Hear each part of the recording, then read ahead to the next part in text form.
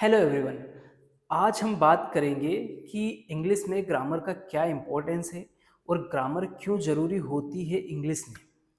ठीक है। हर लैंग्वेज को सीखने के लिए उस लैंग्वेज की एक ग्रामर होती है।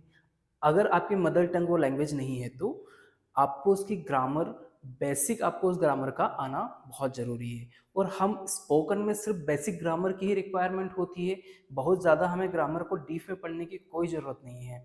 इसलिए हम ये वीडियो फर्स्ट डे है, आज फर्स्ट वीडियो हमारा आ रहा है। स्पोकन का कोर्स मैंने लॉन्च किया है 60 डेज में 100%। अगर आप कंटिन्यूअस वीडियोस जो हम अपलोड कर रहे हैं वो अगर आप देखते हैं तो 100% 60 डेज में आप बोल पाएंगे, इंग्लिश में बोल पाएंगे और वो बिल्कुल इजीली आप बोल पाएंगे। अगर प्रीवियस वीडियो मेरा जो अपलोड हुआ है उसमें मैंने LSRW टेक्निक के बारे में बताया है। अगर वो वीडियो आपने नहीं देखा है तो आप जरूर देखिएगा। ठीक है, उसमें बहुत सारे इंपॉर्टेंट टॉपिक मैंने कवर किए हैं। आज का हमारा जो सेशन है इसमें हम ये देखेंगे कि ग्रामर की कौन कौन सी चीज़ें इंपॉर्टेंट होती है, सेंटेंस स्ट्रक्चर कैसे बनता है और ये क्यों ज़रूरी है। ठीक है, बिल्कुल बेसिक से हम स्टार्ट करते हैं। Let's get started. बचपन से ही हम पढ़ते आ रहे हैं कि अंग्रेजी वर्णमाला में 26 लेटर्स होते हैं, है ना, जिसे हम अल्फ़ाबेट्स कहते हैं, है ना। और 26 लेटर्स में जो वोवल्स हैं वो वोवल्स हैं ए, ई, आई, ओ, यू, है ना। टोटल हमारे 5 जो हैं वो वोवेल्स होते हैं और बाकी 21 रेस्ट जो हैं हमारे कॉन्सोनेंट्स होते हैं। ठीक है। अब मैं ये क्यों बता रहा हूँ आपको, मैं इसलिए बता रहा हूँ कि यही वोवेल्स प्लस कॉन्सोनेंट मिलकर वर्ड बनाते हैं। ठीक है।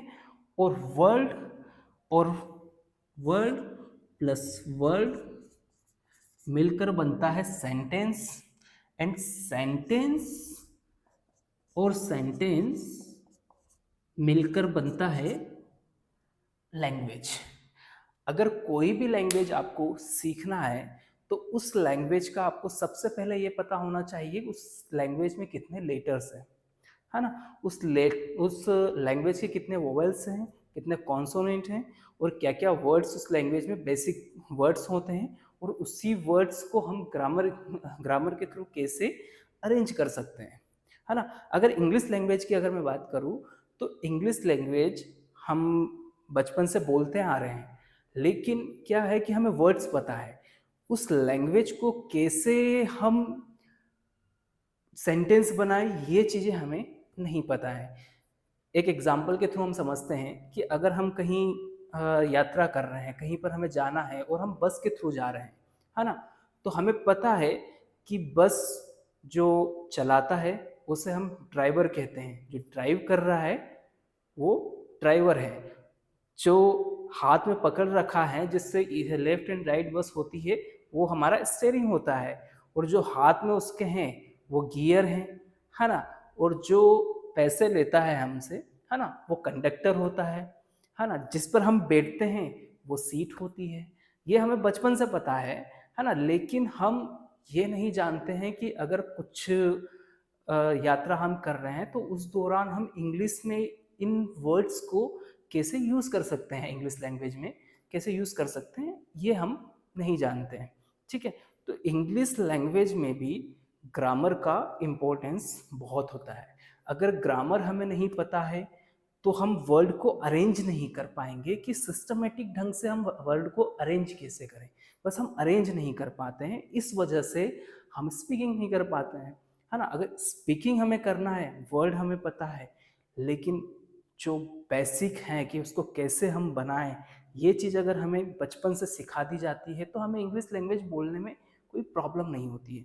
लेकिन हम क्या है, बचपन से उलझे रहते हैं डिटेल ग्रामर में, जो कि डिटेल ग्रामर हमारे लिए इम्पोर्टेंट नहीं है ना। अगर इम्पोर्टेंट होती तो आज तक हम इंग्लिश बोलना सीख चुके होते। लेकिन बहुत डिटेल में ग्रामर पढ़ने के बाद में भी हम अगर इंग्लिश नहीं बोल पा रहे हैं तो उसकी वजह ये होती है कि हमें सेंटेंस को फॉर्म फॉर्मेट कैसे करना है, सेंटेंस हमें कैसे बनाना है, एक्चुअली हमें यही पता नहीं होता है, इस वजह से हम सेंटेंस को नहीं बना पाते हैं।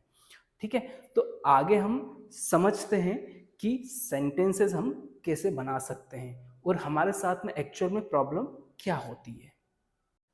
आइए हम कुछ वर्ड देखते हैं, जैसे कि कैट, ये भी एक इंग्लिश वर्ड है।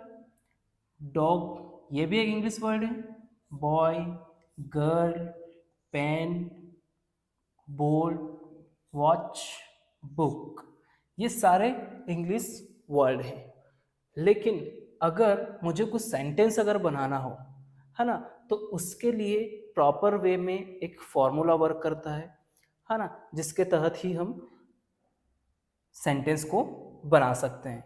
जैसे कि एक सेंटेंस मैंने यहाँ पर लिखा है, दिस इज अ पेन, यह एक पेन है ना।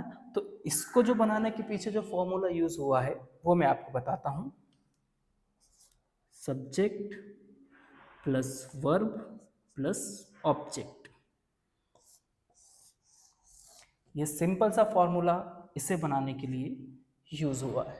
लेकिन वहीं आप नीचे का सेंटेंस देखिए, है ना, वर्ड मैंने यहीं से लिया है, ये पेन वर्ड भी मैंने यहीं से लिया है, लेकिन दोनों में मैं बातें अलग कर रहा हूँ, है ना। तो हमारा जो सेंटेंस स्ट्रक्चर होगा वो डिफरेंट होगा।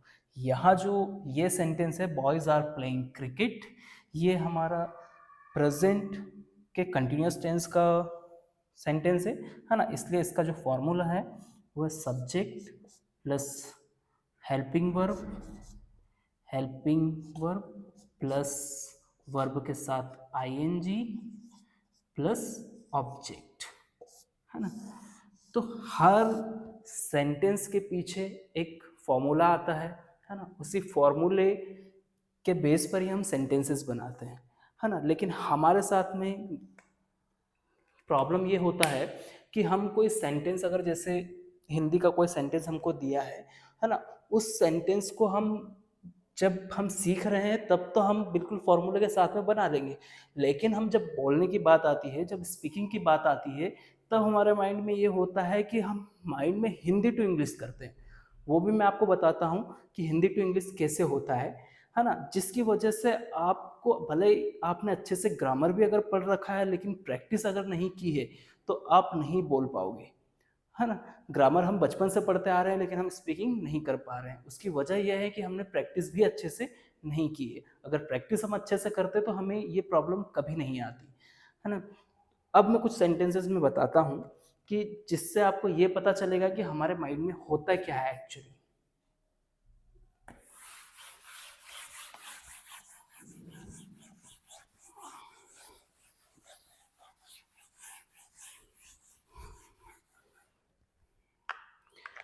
मैं एक सेंटेंस लेता हूं, मैं अंग्रेजी पढ़ा रहा हूं।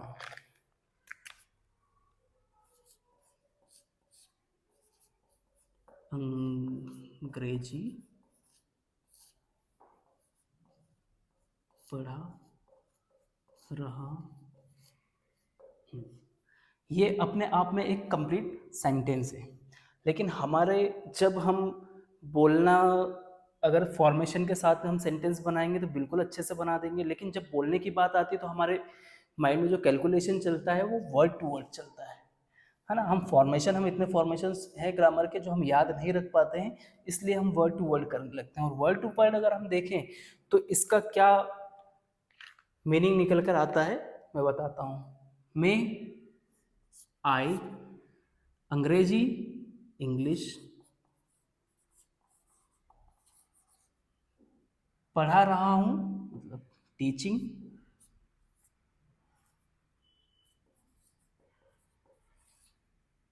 टीचिंग एम, है ना। ये वर्ड टू वर्ड अगर हम करते हैं तो उसके बेसिस पर ये हमारा निकल कर आता है, आई इंग्लिश टीचिंग एम। अब मुझे बताइए कि इस सेंटेंस का कुछ मीनिंग निकल रहा है? नहीं मीनिंग निकल रहा है, आपको भी समझ में नहीं आएगा। लेकिन एक्चुअल में अगर इसको फॉर्मूले के साथ में अगर हम बनाएंगे तो वो क्या होगा? फॉर्मूला जो इसका साथ में यूज होगा वो होगा subject plus helping verb plus verb के साथ में आईएनजी प्लस ऑब्जेक्ट, है ना। आइए इस फॉर्मूले के बाद में हम देखते हैं कि हमारा सेंटेंस क्या बनता है। I am teaching English.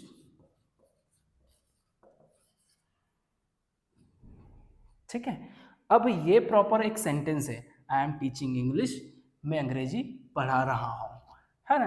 तो प्रॉब्लम हमारे साथ में यहीं पर होता है कि हमारा जो ब्रेन है वो प्रॉपर वे में जो इन्फॉर्मेशन है उसको गेन नहीं करता है और जो वर्ड टू वर्ड ट्रांसलेट करने की कोशिश करता है जब स्पीकिंग की बारी आती है। वैसे अगर मैं आपको 10 सेंटेंस में मैं दूंगा यहाँ पर, आप 10 सेंटेंस आप बना दोगे, लेकिन प्रॉब्लम जब स्पीकिंग करेंगे तभी आएगी, है ना। कुछ और सेंटेंस हम देखते हैं। तुम पढ़ाई कर रहे हो,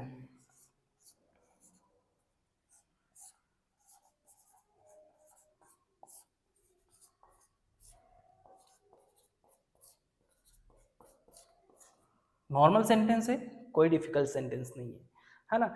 इसकी भी अगर हम वर्ड टू वर्ड अगर इंग्लिश करने जाएंगे तो क्या आएगा, यू स्टडिंग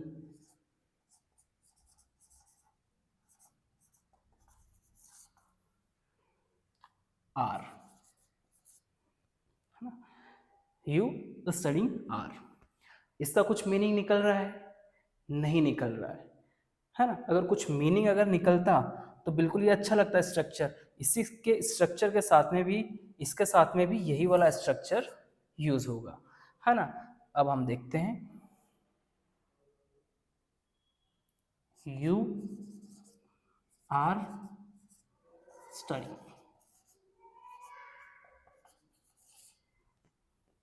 ठीक है,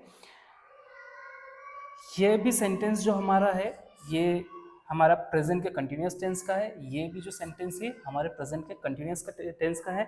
इसलिए हमारा हेल्पिंग वर्ब जो है यहाँ पर एम है, यहाँ पर आर है ना। यहाँ पर आई के साथ में हमेशा एम आता है और यू के साथ में आर आता है, और हमारे प्रेजेंट के कंटिन्यूस टेंस में जो वर्ब रहती है उसके साथ में आईएनजी आता है और वर्ब के साथ में आईएनजी आया हुआ है।